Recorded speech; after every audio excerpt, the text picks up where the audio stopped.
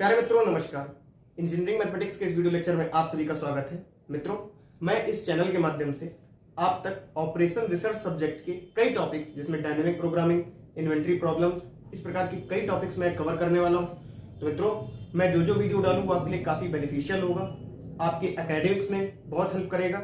Video के अंत तक बने रहें, सारे वीडियोस को पूर्णतया समझने का प्रयास करें। जो भी मैं कॉन्सेप्ट लगा रहा हूँ, किस प्रकार लगा रहा हूँ, क्यों लगा रहा हूँ, मैं यहाँ पे कोई भी चीज लिख के उसको रीड नहीं करने वाला हूं, मैं आपको स्टेप बाय स्टेप बताने वाला हूं। तो मित्रों, ध्यानपूर्वक मेरे इस वीडियो लेक्चर को देखें, समझें, वीडियोस को लाइक करें, शेयर करें, कमेंट करें और अपना प्रेम जताते हुए आइए अब हम इस वीडियो लेक्चर को कंटिन्यू करते हैं। चलिए कुछ हम डायनेमिक प्रोग्रामिंग के विषय में चर्चा करते हैं।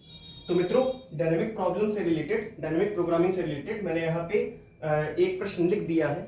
आपको प्रश्न पत्र में जब भी आप एग्जाम दोगे तो आपसे केवल दो प्रकार के डायनेमिक प्रोग्रामिंग के क्वेश्चंस पूछे जाएंगे। सबसे पहला टाइप हमारा क्या होगा, कभी भी जो भी ऐसे क्वेश्चन हो जिसमें x1, x2, x3, x4, x5 के बीच में कोई भी रिलेशन हो, मतलब कोई भी ऐसा ऑपरेशन किया जैसे यहाँ पे सारे वेरिएबल्स मल्टीप्लीकेशन में कर दिए गए।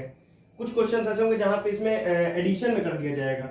हो सकता है क्वेश्चन कोई ऐसा हो जिसमें ये सब लॉग फंक्शन के अंतर्गत कर दिए जाए। तो मित्रों, ऐसे प्रकार के प्रश्न जिसमें x1, x2, x3, x4 से लेकर के xn वेरिएबल तक कोई ना कोई रिलेशन दिया हो, एक तो इस प्रकार के हमारे पास क्वेश्चन आएंगे। दूसरे प्रकार के जो हमारे पास प्रश्न आएंगे वो आएंगे लीनियर प्रोग्रामिंग जैसे। लीनियर प्रोग्रामिंग में किस प्रकार के हमारे प्रश्न आते थे, जैसे maximization of z equal twice x1 plus thrice x2 plus 5x3 और इसी के अकॉर्डिंग कंस्ट्रेंट्स। तो दूसरे प्रकार के हमारे प्रश्न ये होंगे। मतलब लीनियर प्रोग्रामिंग के प्रश्नों को डायनेमिक प्रोग्रामिंग से कैसे करें ये भी है हमारे कोर्स में, और इस प्रकार के वेरिएबल्स को अगर कोई ना कोई रिलेशन से बांध दिया जाए तो हम ऐसे प्रश्नों को किस प्रकार करें ये भी हमें डायनेमिक प्रॉब्लम में सिखाया जाता है। मित्रों, ध्यानपूर्वक इस प्रकार के प्रश्नों को समझिए। मैं ऐसे कई प्रश्नों को भी कराने वाला हूं अपने वीडियो लेक्चर्स के माध्यम से, और लीनियर प्रोग्रामिंग से रिलेटेड भी कई प्रश्नों को मैं यहाँ पे कराऊंगा। मित्रों, ध्यानपूर्वक समझिएगा। सबसे पहले इस प्रश्न को करने से पहले हम बेलमैन्स प्रिंसिपल के बारे में समझ लेंगे। जो इस प्रकार के हमारे प्रश्न होंगे जहां पे x1, x2, x3 से लेकर के xn तक कोई ना कोई रिलेशन में बांध दिए गए होंगे, जैसे यहाँ मल्टीप्लिकेशन में या एडिशन में या लॉगरिथमिक में, तो उस प्रकार के प्रश्नों में बेलमैन्स प्रिंसिपल अलग लगेगा। बेलमैन्स प्रिंसिपल एक ही होता है, मगर इस प्रकार के प्रश्नों में वो अलग तरह से लगेगा और लीनियर प्रोग्रामिंग से रिलेटेड कई प्रश्नों में वो अलग तरह से लगेगा। तो इस प्रकार के क्वेश्चन में किस प्रकार बेलमैन्स प्रिंसिपल लगने वाला है, बहुत ही साधारण तरीके से, बहुत ही आसान मेथड से मैं आपको यहाँ बताने का प्रयास करूंगा। और मेरे ख्याल से अगर एक प्रश्न आप सही से समझ गए तो इसके जैसे कई प्रश्न आप कर सकेंगे। ध्यानपूर्वक समझिएगा। यहां मैं एक एक्सप्रेशन लिख रहा हूं FRB।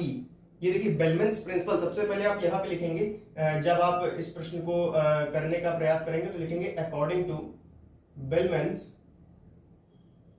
Principal FRB equal.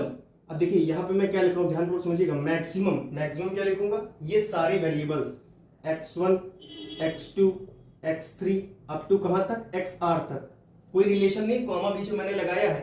अब अंदर मैं यहां पे इस प्रकार ब्रैकेट लगाऊंगा और ब्रैकेट के अंदर यही फंक्शन मैं उतार दूंगा जो हमको मैक्सिमाइजेशन ऑफ z दिया गया है। देखिएगा ध्यान से, x1 dot x2 dot x3 up to कहां तक, xr तक। यहां देखिए फंक्शन में जो हमें क्वेश्चन दिया गया वो n तक दिया गया। यहां हम क्या कर रहे हैं, r स्टेज के लिए देख रहे हैं, तो हम यहाँ पे r इंट्रोड्यूस करेंगे। r की वैल्यू कहां से कहां तक है, 1 से लेकर के n तक की। अब इसके बाद हम क्या करेंगे, ध्यानपूर्वक मित्रों समझिएगा। यहां पे मैं ये देख पा रहा हूं कि x1 से लेकर के xn तक का जो एडिशन है वो b के बराबर है और ये कंस्ट्रेंट दे दिया गया है। इसको हम क्या लिख सकते हैं, sigma xr r equal 1 to r equal n। ये वैल्यू किसके बराबर है, b के बराबर है। ये हमें क्या दिया गया, जो फंक्शन हमें दिया गया प्रोडक्ट। देखिए प्रोडक्ट का इस प्रकार साइन होता है, जब सारे वेरिएबल्स प्रोडक्ट में होते हैं तो इस प्रकार के साइन से हम इसको इंट्रोड्यूस करते हैं। r इक्वल 1 से लेकर के r इक्वल n तक xr।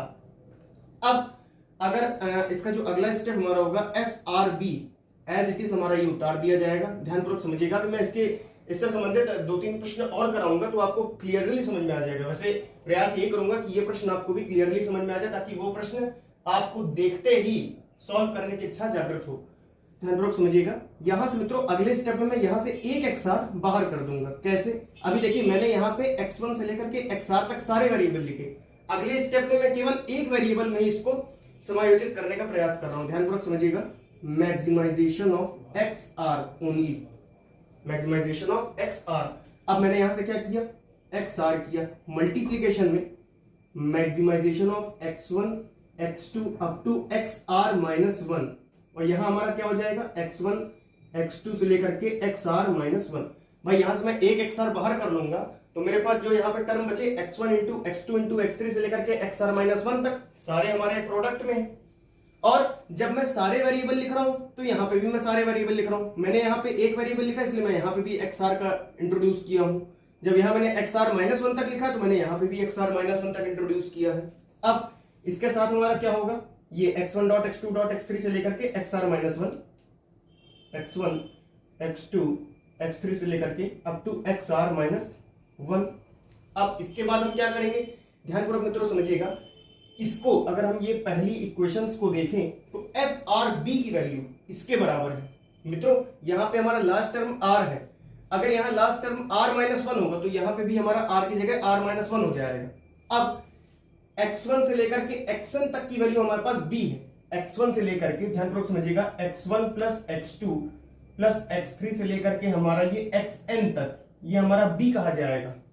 अगर मैं जनरल r के लिए बात करूं और r को अगर मैं n तक वेरी करा दूं तो यही वैल्यू मेरी x1 plus x2 plus x3 से लेकर के कहां तक xr तक की वैल्यू मेरी b कही जा रही है। अब इसके बाद मैं क्या करूंगा, मैं इस xr को इधर पलटा दूंगा, x1 plus x2 plus x3 से लेकर के मित्रों प्लस xr माइनस वन, इसकी वैल्यू b माइनस xr के बराबर हमारी हो जाएगी। क्या कुछ नहीं मैंने किया, x1 plus x2 plus x3 से लेकर के xr minus one plus xr की वैल्यू हमें b के बराबर दी गई, बस एक xr को मैं इधर ले गया। ऐसा मैंने क्यों किया मित्रों, यहां पे इस पहली इक्वेशन में जो आप वैल्यू लिख रहे हो xr तक लिख रहे हो, ये जो b है ये x1 plus x2 plus x3 plus x4 से लेकर के xr तक है जो मैंने यहां पे लिखा। जो आप ये दूसरा ये लिखने का जो आप प्रयास करोगे, जब इस टर्म को लिखने का प्रयास करोगे fr के टर्म्स में, तो मित्रों यहां पे आप r माइनस वन तक ही कंस्ट्रेंट यूज करोगे, और r माइनस वन तक कंस्ट्रेंट यूज करने के लिए हमें एक xr को इधर भेजना पड़ेगा, तो ये हमारा b माइनस xr हो जाएगा। तो मित्रों कुल मिला के यहाँ fr b की जगह, भाई b की जगह मैं यहाँ क्या यूज कर रहा हूँ, b माइनस xr, और r की जगह r माइनस वन। अगला स्टेप मित्रों देखिएगा, xr इंटू इस पूरी वैल्यू की जगह fr minus one b minus xr। मेरे ख्याल से आपको समझ में आ गया होगा, कुछ नहीं मैंने इससे रिलेट किया है। यहां मैंने पहली क्वेश्चन में देखा xr तक है, यहां पे हमारा क्या था xr माइनस वन तक था, जो वैल्यू ये लिखी थी वही वैल्यू ये लिखी, बस r की जगह r माइनस वन था। तो मैंने इस वैल्यू को इस वैल्यू में चेंज करने के लिए b की जगह b माइनस xr किया और r की जगह r माइनस वन कर दिया। अब देखिए ये पूरा टर्म मेरा xr में आ गया, इसका मतलब मैं यहाँ पे केवल एक वेरिएबल लिख सकता हूं, मैक्सिमम xr। वैल्यू किसके बराबर आ गई, fr b के बराबर आ गई। भाई ये वैल्यू तो as it is fr b ही लिखी जाएगी ना, हमने केवल इस वैल्यू को चेंज किया। मित्रों अगला स्टेप हमारा क्या होगा, हम इस xr को z मान लेंगे, let xr is equal to z। जब हम इस xr को z मान लेंगे तो मित्रों ध्यानपूर्वक समझिएगा, जो हमारा ये एक्सप्रेशन है कुछ इस प्रकार बन जाएगा, fr b equal maximum of z। अब ये xr हमारा क्या था, ये जो हमारा xr था ये हमने यहाँ पे z मान लिया। z की वैल्यू कहां से कहां तक वेरी कर रही है मित्रों, देखिए ये सारे टर्म ये हमें दिया नहीं जाएगा, ये हमें मानना पड़ेगा कि x1 x2 x3 x4 से लेकर के xn तक ये सारे ग्रेटर इक्वल टू जीरो है।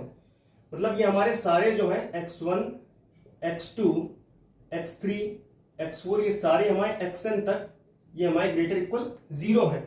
तो अब हम क्या करेंगे, z की वैल्यू मित्रों जीरो से लेकर के मैक्सिमम कहां तक जा रही है, b तक जा रही है, तो यहां हम इस प्रकार जीरो से लेकर के b तक लिख देंगे। अब इस xr की जगह हम क्या करेंगे, z लिख देंगे, यहां xr की जगह क्या लिख देंगे, z लिख देंगे। ठीक है, इसके बाद का जो हमारा मित्रों स्टेप होने वाला है, ध्यानपूर्वक मित्रों उस स्टेप को समझिएगा। अब हमको बहुत ही साधारण रूप से केवल r की वैल्यू, ये जो मैंने यहाँ इक्वेशन प्लॉट करी इसको मैंने यहाँ पे 2 नाम दिया, इस r की वैल्यू पहले मैं 1 डालूंगा, फिर मैं r की वैल्यू 2 डालूंगा, फिर मैं r की वैल्यू 3 डालते डालते आपको एक जनरल रिलेशन बता दूंगा, r की वैल्यू फिर मैं m+1 डालूंगा और r की वैल्यू n में इसको पूरी तरह से खत्म कर दूंगा। कुछ नहीं, बस एक ही चीज करनी है, बाकी सब में सारी वैल्यूज में वही चीज बार बार दोहराई जाएगी। एक चीज समझने का प्रयास करिए, कुछ नहीं हमने यहाँ पे क्या किया, इस इक्वेशन में r की जगह 1 डाला, r की जगह जैसे ही हमने यहाँ पे 1 डाला, ध्यानपूर्वक समझने का प्रयास करिएगा। जब मैंने यहाँ पे आर की जगह 1 डाला तो मित्रों हमारा हो गया F1 टाइम्स ऑफ B। ये हमारा क्या हो जाएगा, मैक्सिमम ऑफ Z कहां से कहां तक, B से लेकर के इधर हमारा ये 0 से लेकर के B तक, ये हमारा अंदर हो जाएगा Z। अच्छा यहां देखिए जब मैं R की जगह 1 डालूंगा तो ये F0 हो जाएगा। अब मित्रों डायनेमिक प्रोग्रामिंग में F0 हमारा डिफाइन नहीं होता, इसलिए हम इसको नहीं लिखेंगे। F0 हमारा जो होता है F0 of B minus Z, ये हमारा डिफाइन नहीं होगा। इसको प्रदर्शित करने की भी जरूरत नहीं है, इसको अपनी कॉपी में प्रदर्शित भी ना करिएगा, बस केवल यहां पे मैक्सिमम ऑफ Z लिख दीजिएगा। अब F1B की वैल्यू मैक्सिमम ऑफ Z। अच्छा अगर Z की जगह अगर हम XR लिखते हो, R की जगह अगर हम 1 लिखते तो ये Z हमारा क्या कहा जाता, X1 कहा जाता। कैसे, अभी मैंने देखिए यहाँ पे XR की जगह Z लिखा है, मतलब अभी हम Z की जगह हम क्या लिख सकते हैं, XR। और कौन से R की वैल्यू के लिए हम इस इक्वेशन को लिख रहे हैं, तो X1 के लिए लिख रहे हैं। अब मित्रों X1 की वैल्यू मेरे पास क्या है, अगर आप केवल इसको देखें तो आपने R इक्वल 1 के लिए सॉल्व किया है। अगर आप इस टर्म में R की जगह अगर आप 1 लगा दें, R की जगह केवल 1, तो ये X1 की वैल्यू मेरा B दे देगा। ना X2 होगा, ना X3 होगा, ना X4 होगा, कुछ नहीं होगा। 1 से लेकर के 1 मतलब केवल X1 की 1 यहाँ पे पूछी जा रही है और X1 की 1 यहां से मैंने B निकाली। कुछ नहीं करना, बहुत ही आसान तरीका है। अभी मैं इसके बाद का स्टेप बताऊंगा, आप इस क्वेश्चन को बहुत ही आसान तरीके से समझ लेंगे। तो X1 की वैल्यू हमारे पास क्या आ गई, B आ गई। कैसे आ गई, R की वैल्यू मैंने यहाँ पे 1 पुट करी। जब मैं R की वैल्यू यहाँ पे 2 पुट करूंगा तो R की वैल्यू 1 से लेकर के 2 तक देखी जाएगी। जब मैं R की वैल्यू 3 पुट करूंगा तो R की वैल्यू 1 से 3 तक देखी जाएगी। N पुट करूंगा तो R की वैल्यू 1 से N तक देखी जाएगी। अभी केवल R की वैल्यू में केवल 1 पुट कर रहा हूं क्योंकि मैं यहाँ F1B निकाल रहा हूं, तो X1 की वैल्यू केवल B कही जाएगी। तो F1B की मेरे पास वैल्यू क्या आ गई, B आ गई। देख इतना साधारण क्वेश्चन है। अब इसके बाद हमें क्या करना है, इसके बाद हमको ये करना है कि यहां पे R की जगह 2 पुट करना है। F2B की वैल्यू मेरे को फाइंड आउट करनी है। कैसे फाइंड आउट करेंगे मैं यहां पे बता देता हूं आपको। इतना पोर्शन मैं मिटा रहा हूं,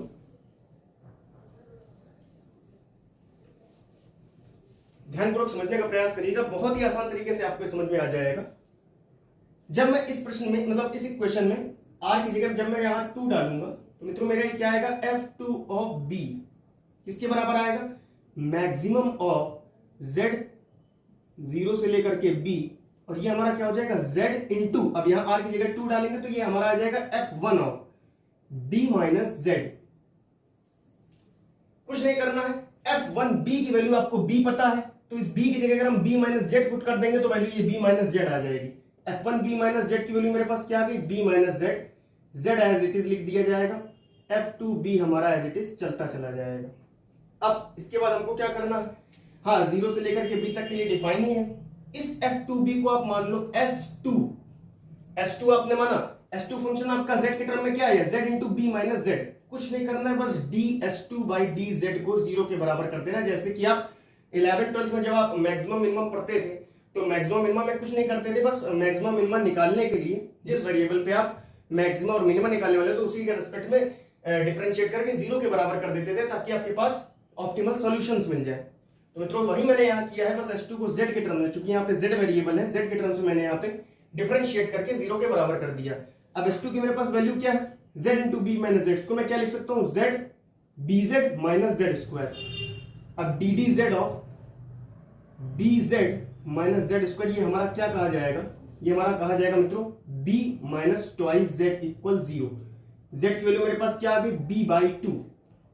अब Z की वैल्यू जो मेरे पास B बाई 2 आ गई, तो इसको देखिए अब लिखने का तरीका हमारे पास क्या होगा, तो optimal value for B by 2 comma B by 2, क्योंकि हमको ये जितनी भी वैल्यू है इन्हें बराबर बराबर पार्ट में बांटना होगा। अगर x1 की वैल्यू b बाई 2, क्योंकि भाई आप एक बात ये देखें कि r की वैल्यू 1 से लेकर के r की वैल्यू आप 2 तक लिख रहे हो, इसमें तो केवल 1 की वैल्यू लिखनी है, यहां लेकिन आप r की वैल्यू 2 तक भी देख रहे हो ना, तो r की वैल्यू जब 1 से 2 तक देखोगे तो मित्रों अगर आप यहां पे r की वैल्यू जब आप 1 से लेकर के 2 तक आप जब देखोगे तो ये हमारा xr क्या कहा जाएगा, x1 प्लस x2, इसकी वैल्यू हमारे पास किसके बराबर आ जाएगी, b के बराबर आ जाएगी। अब एक x1 की आप ये z की वैल्यू b बाई 2 निकाल चुके हो, z आप यहाँ पे क्या मान रहे थे, xr मान रहे थे, r की वैल्यू क्या थी 2 थी, मतलब x2 की वैल्यू आपने b बाई 2 निकाल ली, x1 की वैल्यू क्या आएगी, अरे b माइनस b बाई 2 मतलब b बाई 2 ही आएगी। कैसे, कुछ नहीं, x1 प्लस यहाँ पे देखिए z हमारा क्या था, xr था, भाई z तो यहाँ पे मैंने xr मान लिया ना, और r कहाँ के लिए, 2 के लिए, तो x2 की वैल्यू b बाई 2, यहाँ x2 की वैल्यू आपने b बाई 2 पुट करी, x1 की वैल्यू झन से आपके पास b बाई 2 आ गई। अब तो यहाँ x1 और x2 दोनों की वैल्यू मेरे पास क्या आ गई, b/2 b/2। तो इसमें हम क्या लिखेंगे, the optimal value for b/2 and b/2 will be. अब वैल्यू क्या होगी, ये तो आपने ऑप्टिमल, जैसे आप मैक्सिमम मिनिमम में मैक्सिमा और मिनिमा x की वैल्यूज निकालते थे और मैक्सिमम वैल्यू और मिनिमम वैल्यू निकालते थे, तो ऑप्टिमल वैल्यू जो मेरे पास आएगी वो इस z बराबर b/2 को इस फंक्शन में bz माइनस z स्क्वायर में पुट करने पे आएगी।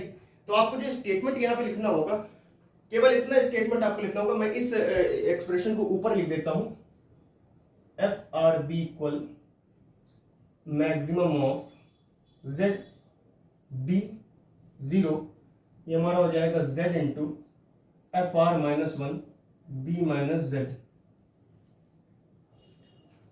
तो हमारा जो स्टेटमेंट हो जाएगा मित्रों, कुछ नहीं, केवल आपको इतना लिखना होगा कि the optimal value for b/2 b/2 is.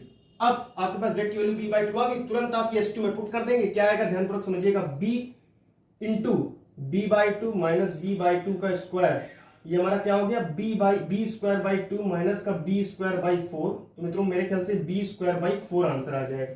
तो b स्क्वायर बाई 4 माने यहाँ पे आप लिख देंगे कि the optimal value for z equal मतलब b/2 b/2 is b square by 4। एक स्टेटमेंट आपका खत्म हो गया। अब r की वैल्यू 1 के लिए आपने यहाँ पे निकाल लिया, r की वैल्यू 2 के लिए आपने यहाँ पे निकाल लिया, अब r की वैल्यू 3 पे आपको निकालना, कुछ नहीं करना मित्रों, बहुत ही साधारण रूप से। बस ये देखिए s2 की वैल्यू क्या थी, f2b थी, f2b की वैल्यू मेरे पास क्या I maximum, b square by 4, इसको यहां लिख दीजिए b square by 4। b square by 4 को हम क्या लिख सकते हैं, b/2 का होल स्क्वायर। f1b की वैल्यू मेरे पास क्या आई थी, b, f2b की वैल्यू मेरे पास क्या है, b/2 का होल स्क्वायर। यहां मैं लिख देता हूं, जो मेरे पास f1b की मेरे पास वैल्यू आई वो आ गई b, जो मेरे पास f2b की मेरे पास वैल्यू आई वो आ गई b/2 का होल स्क्वायर। अब जब मैं 3 के लिए देखूंगा, कुछ नहीं, सेम टू सेम यही स्टेप हमको करना है। क्या करना है, ध्यानपूर्वक समझिएगा। जब यहां मैं r के लिए r की वैल्यू 3 पे जब मैं देखूंगा, तो मित्रों ये वैल्यू मेरी क्या कही जाएगी, 3 कही जाएगी।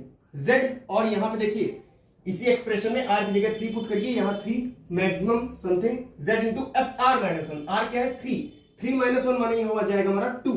अब f2b की वैल्यू आपके पास b/2 का होल स्क्वायर थी, तो f2b माइनस z की वैल्यू बस b की जगह b माइनस z पुट करना, तो b माइनस z/2 का होल स्क्वायर। कुछ नहीं करना मित्रों, बहुत ही साधारण तरीका है, बस थोड़ा डिफरेंशिएट करना आपको।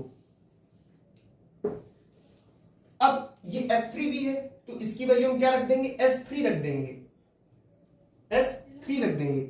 ये वैल्यू मेरी देखिए f3b कही जाएगी, z into b minus z का होल स्क्वायर बाई 4, मतलब b माइनस z/2 का होल स्क्वायर। भाई मेरे पास ये s2 की जो मेरे पास यानी कि f2b की जो मेरे पास वैल्यू थी, ये b/2 का होल स्क्वायर थी। तो मित्रों अगर हम f2b माइनस z की अगर हम बात करें, तो ये b माइनस z, b की जगह b माइनस z/2 का होल स्क्वायर कही जाएगी ना, वही तो मैंने यहाँ पे लिखा हुआ है। अब कुछ नहीं, वही काम यहां भी आपको करना है, ds3/dz करना, इसको 0 के बराबर करना है और इसके बाद ऑप्टिमल वैल्यू निकाल लेनी। कैसे होगा, कुछ नहीं, ds3/dz, इसको मैंने जब यहां किया, देखिए यहां पे फर्स्ट सेकंड में लगा दूंगा, z into 2 times b minus z, अब 2 स्क्वायर तुम्हारा ऐसे ही जाएगा, into minus 1 plus b minus z whole square upon 2 square into 1 equal हमारा हो जाएगा 0। अब इस वैल्यू को देखिए, यहां से b माइनस z कॉमन कर लीजिए। जब आप b माइनस z यहां से कॉमन करेंगे, क्या आने वाला है, 2 माइनस ऑफ z, मतलब माइनस का 2z, और ये 2 स्क्वायर हमारा चल ही रहा है, प्लस एक b माइनस z वहां से गया, एक b माइनस z मेरा यहाँ पे बचा 0। तो मेरा टोटल हमारा क्या आएगा, b minus 3z into b minus z upon 2 का होल स्क्वायर इक्वल हमारा हो जाएगा 0। तो देखिए b माइनस z को भी 0 कर सकते हो, b माइनस 3z को भी 0 कर सकते हैं। z की वैल्यू एक बार हम यहाँ पे b निकाल चुके हैं, इसलिए हम इस टर्म को नहीं छेड़ेंगे। हम किस टर्म को छेड़ेंगे, इस टर्म को। तो मित्रों जब हम b माइनस 3z को 0 के बराबर करेंगे, तो z की वैल्यू मेरे पास क्या आएगी, b/3 आएगी, z की वैल्यू मेरे पास b/3 आएगी। अब अगर हम यहाँ पे चूंकि हम 1 से लेकर के 3 तक देख रहे थे, भाई यहाँ r की वैल्यू 3 तक थी ना, इसका मतलब हमारा जो ये वाला पार्ट है सिग्मा, r की वैल्यू 1 से लेकर के r की वैल्यू 3, xr मतलब हमारा क्या कहा जाएगा, x1 plus x2 plus x3 value किसके बराबर, b के बराबर। अब देखिए हमारे पास x3 की वैल्यू b/3 आ गई है, x3 की वैल्यू मेरे पास b/3 आ गई। x1 x2 को भी हमको इक्वल बराबर पार्ट्स में ब्रेक करना है। कुछ नहीं हमको करना होगा, कुछ भी नहीं मित्रों करना, साधारण रूप से बस यहाँ पे भी x3 की वैल्यू भी हमारी b/3 हो जाएगी, x2 की वैल्यू भी b/3 हो जाएगी और x1 की वैल्यू मित्रों b/3 हो जाएगी, क्योंकि हम इक्वल पार्ट्स में इसको ब्रेक करना चाहते हैं। तो b/3 b/3 b/3, f2b में हमारे पास z की क्या वैल्यू आई थी, b/2 b/2, f3b में क्या आई, b/3 b/3 b/3, f4 में क्या आएगा, b/4 b/4 b/4 b/4। इसी प्रकार पहले ध्यानपूर्वक समझिए। अब यहां पे हम स्टेटमेंट क्या लिखेंगे कि द ऑप्टिमल पॉलिसी फॉर या optimal value for b/3 will be. अब इस b/3 को z की वैल्यू जो आप यहां पे b/3 निकाले थे उसको इस फंक्शन में आप पुट करेंगे, देखिएगा b/3 का होल स्क्वायर आएगा, क्योंकि एक सिमेट्री बनती नजर आएगी। ध्यानपूर्वक समझिएगा, z की वैल्यू मैंने यहाँ पे b/3 डाला, 1/2 का स्क्वायर बाहर किया, b माइनस b/3 हमारा 2b/3 हो गया, इसका होल स्क्वायर हो गया। जब इसको आगे मैं फर्दर सॉल्व करूंगा तो देखिए 2 स्क्वायर से 2 स्क्वायर हमारा इधर ही कैंसिल हो गया, b³ आ गया, मतलब b/3 का होल क्यूब आ गया। f2b मेरा क्या था, b/2 का होल स्क्वायर, f3b मेरा क्या आ गया, b/3 का होल क्यूब। मतलब जितने भी आप स्टेज के लिए लिख रहे हो उतनी वैल्यू नीचे और ऊपर पावर में आई जा रही। अगर आप यही चीज m+1 के लिए लिखो, 4 के लिए लिखोगे तो b/4 की पावर 4 आएगा, 5 के लिए लिखोगे b/5 की पावर 5 आएगा।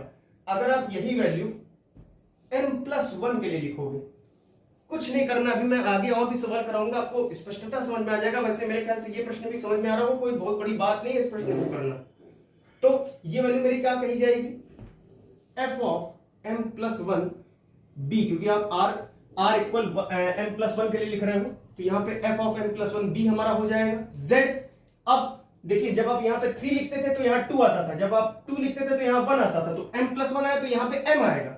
तो आपको ध्यानपूर्वक मित्रों समझने का प्रयास करिएगा। अगर मैं चाहता तो आपको यहाँ बिना सॉल्व किए सीधा सीधा सॉल्यूशन यहाँ रीड कर देता, लेकिन मैं चाहता हूं कि आपको जो भी चीज समझ में आए पूर्णतः समझ में आए। तो अब यहाँ देखिए m+1 है तो यहाँ हमारा ये क्या हो जाएगा, ये हमारा हो जाएगा m हो जाएगा। अब जब ये हमारा m हो जाएगा तो मित्रों अभी मैंने यहाँ देखा कि f1b की वैल्यू जो मेरे पास है वो मेरी b कही जा रही है, f2b की मित्रों मेरे पास जो है मेरी b/2 का होल स्क्वायर कही जा रही है। सिमिलरली f3b की जब मेरे पास वैल्यू आ रही है तो वो b/3 की पावर होल क्यूब आ रही है। f4b हमारा क्या आएगा, जो यहाँ पे वही नीचे पावर में, वही ऊपर पावर में और नीचे यहाँ वैल्यू में। तो मित्रों fmb मेरा क्या आएगा, अरे b/m as a whole power m। तो fmb माइनस z क्या होगा, b minus z upon m की होल पावर m। कुछ नहीं करना है, बस हमको यहाँ पे क्या करना है, आगे वैल्यू फर्दर डाल देनी है और इसमें आंसर हमको फाइंड आउट कर लेना है। f इसकी वैल्यू मैं क्या डालूंगा, b minus z upon m as a whole power m, और किसके बराबर हमारा आ जाएगा, s(m+1) के बराबर। इसको डिफरेंशिएट कर दीजिए, d(sm+1) अपॉन dz। जब आप करोगे ऐसा तो अपॉन m की पावर m तो हो ही जाएगा, m(b माइनस z) की पावर m-1 इंटू हमारा हो जाएगा -1 प्लस b माइनस z की पावर m इंटू हमारा हो जाएगा 1 = 0।